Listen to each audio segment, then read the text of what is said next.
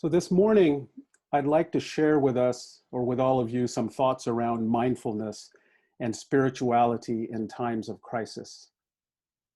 I might just be speaking for myself, but I believe there are others on this Zoom call that may feel the same way. I realized that I'm letting, excuse me for just a second, technology letting me down. All right, now I think we're set. I realized that I'm letting the fear and negative energy of the moment overcome my values and the teachings of my faith. I found myself reacting to visions of protesters and others who are defiant of the shelter-in-place orders in less than a helpful way. I don't want to give in to the negativity, and I was looking for some guidance on getting to a more positive place. And while preparing for this service, looking for topics, I discovered a web article written a few years ago about retaining a sense of grace while the world around you descends into chaos. The article was by Christina Lopes, and it spoke of using 5 methods of mindfulness to achieve a spiritual centering. I've taken the liberty to adapt her words for the current state of affairs, and I hope you find it useful like I did. What struck me as I read this was how many of our values, our UU values, are her ideas supported. If we remind ourselves of the inherent worth and dignity of other persons, it's easy to think about justice, equity, and compassion in all our human relations. Acceptance of one another, which encourages spiritual growth through a responsible search for truth and meaning, this will naturally lead to progress in realizing our goal of world community with peace, liberty, and justice for all, recognizing the interdependent web of all existence. Sudden and disruptive acts like the pandemic can have a powerful effect on the collective consciousness of the world. Events like the one we are living through can raise the level of anxiety and make people forget about the importance of these values. The author, Christina, asks us to think of collective consciousness like a balancing scale. There's always a delicate balance between love-based positive energies on one side of the scale and fear-based negative energies on the other. Individually, we all feel this energetic play in our lives. You know that friend or family member who is always complaining about life? Everything seems to go wrong with them. Have you noticed how you feel when you're in their presence? Drained, depressed, sad, and down. Or on the other hand, what about that person that always manages to brighten your day? They exude good vibes, and this is the person you can always count on when you feel down. I believe we have to remind ourselves now and then that we can affect the balance of energy all around us. We have the greatest influence and impact on those nearest us, but we can also influence our communities and the entire world with the energy we manifest. We can tip the scale in a positive direction, regardless of all of the negativity that surrounds us. So to avoid being that incorrigible relative at family gatherings, the author recommends 5 tips and actionable steps we can all take to put ourselves into a more positive space, and by association, impact the space around us to nudge it in a positive direction. The first of these, hold an attitude of love. When an event like this pandemic grips the world, the first emotion to usually take hold is fear. We become frightened, we become panicked and numb, and then quickly thereafter, like a formula, other emotions come in: anger, rage, resentment, and suspicion. And social media feeds and mainstream media channels become saturated with scary scenes. And in the midst of all this turmoil, the vibration of the collective consciousness descends quickly.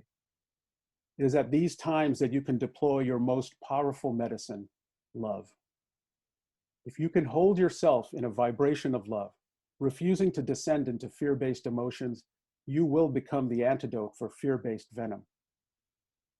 Yes, it may seem inconceivable for some to send love towards the people who are selfishly risking the safety of others. They may one day get to a position of love and forgiveness, or they may not. But as outsiders or observers, and not fully understanding their motivation, we can do the loving for them. I personally cannot imagine what it must feel like to experience the anxiety of losing one's livelihood or family business. And it is absolutely normal for us as humans to feel the array of emotions that are so often associated with such losses: pain, anger, resentment, and rage. They're all emotions that we experience in our lives. But as fellow humans and companions on this journey through life, we can all learn to bear witness to someone else's pain without adding to it. And make no mistake, when we react to those images of armed protesters in state capitals with anger, rage, or other negative emotions, we are essentially adding pain to what is already there. We can all bear witness to pain while holding ourselves in a position of love. Her second is resist the temptation to enter the fray in a negative way. When a crisis of some sort springs up in the world and the energy of the collective consciousness descends into fear-based emotions, it doesn't take long for vitriol to follow. Tempers flare, opinions harden, and pretty soon the egoic tendency of separation consciousness takes hold.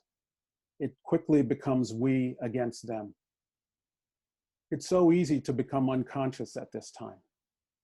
And when we allow ourselves to dip into unconsciousness, we give in to the fear-based tidal wave. And I'm sure you've experienced this before, maybe even today, this morning before the service. You might have been scrolling through your Facebook feed and one of your friends posts something controversial about the pandemic. Let's wait for that plane. Whatever he or she posts jars you and you feel compelled to comment. Others add to the fray and you find yourself involved in an online argument. Now let me ask you this. How did you feel after that social media fight? And most importantly, did the fight change anything in the world? Did it make situation XYZ or that event better? Or did it do anything to soothe the pain of those suffering? Right? Think about it this way.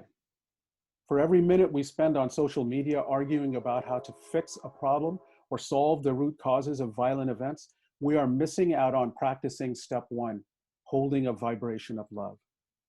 In other words, for every minute we spend arguing on social media, we miss out on loving people who are in desperate need of loving energy at that moment. Item 3. Seek out opposing views and holding opinions, including your own, lightly, to ease the path to understanding opposing views.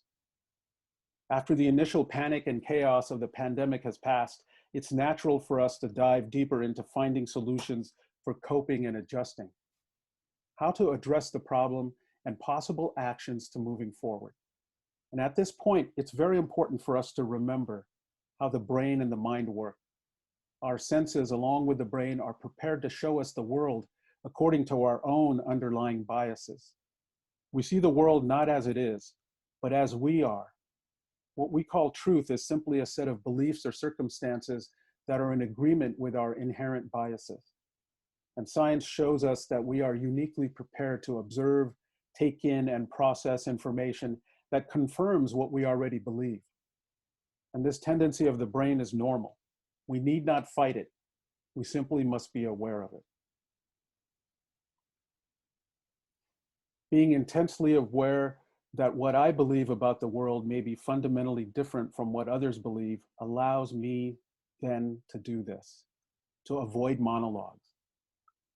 Focus time and energy on topics and individuals who are willing to engage in a two-way conversation, not simply trying to outshout you with all caps.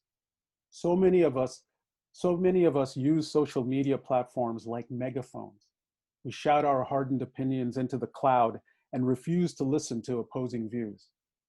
But how can we possibly learn anything from the world if we simply go on living in this hardened way? How can we solve anything when we are more interested in protecting our views of the world instead of truly understanding someone else's?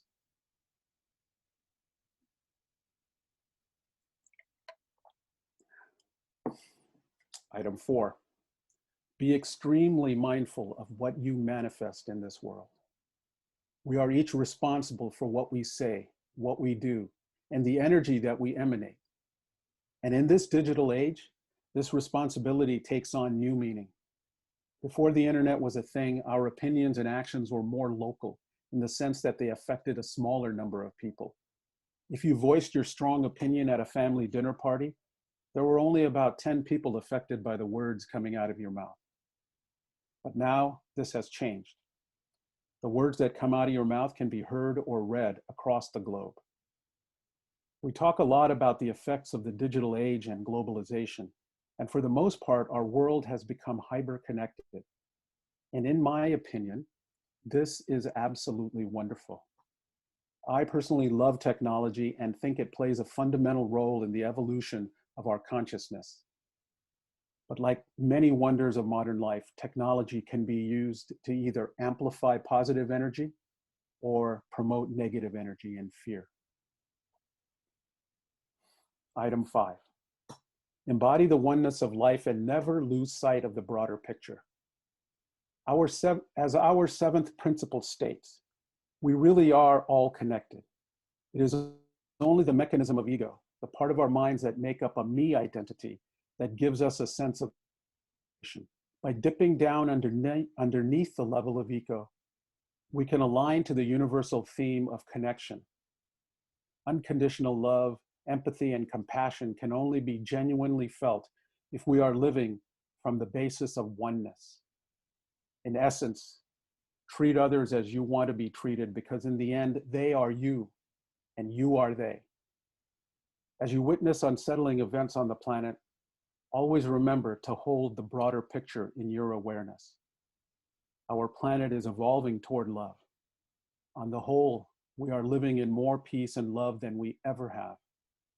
And in the end, love will always win over fear, always. In fact, love is replacing fear every single day in this planet. The balance scale is moving more towards love, and we are the more blessed for it. So these were good points. They were simple and direct and remarkably aligned to our principles and values. I'd like to end this sermon by sharing with you a recent event that reminded me of the inherent positive nature of our being. The gut reaction we all have when faced with someone in distress. Last week, after getting a leaky tire fixed, I went on a short drive on Vineyard Boulevard in Pleasanton, heading towards Livermore. Rounding the bend, I noticed what I thought was a pile of trash blowing in the wind as several cars started to pull over. It turned out that the pile was really an injured motorcyclist who had just wiped out and was unable to move. The cyclist was a young Chinese American man.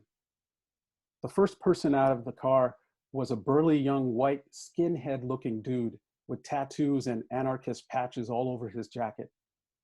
He was already on the phone with 911 and soon after calling for help began to speak with the injured cyclist to calm him down, to allay his fears. Soon others joined in, including a couple of Russian ladies, a mother and adult daughter, who without hesitation started to direct traffic around the accident. Firemen and police arrived quickly and started to do what they do. Slowly, one by one, we got back in our cars and returned to our day and tasks at hand. And I thought to myself, look at that. All morning, I've been watching and reading about a world arguing, yelling, demonizing, and pointing fingers. But in a moment of real need, with a fellow human in distress, we came together without hesitating to lend support. Amen, and blessed be.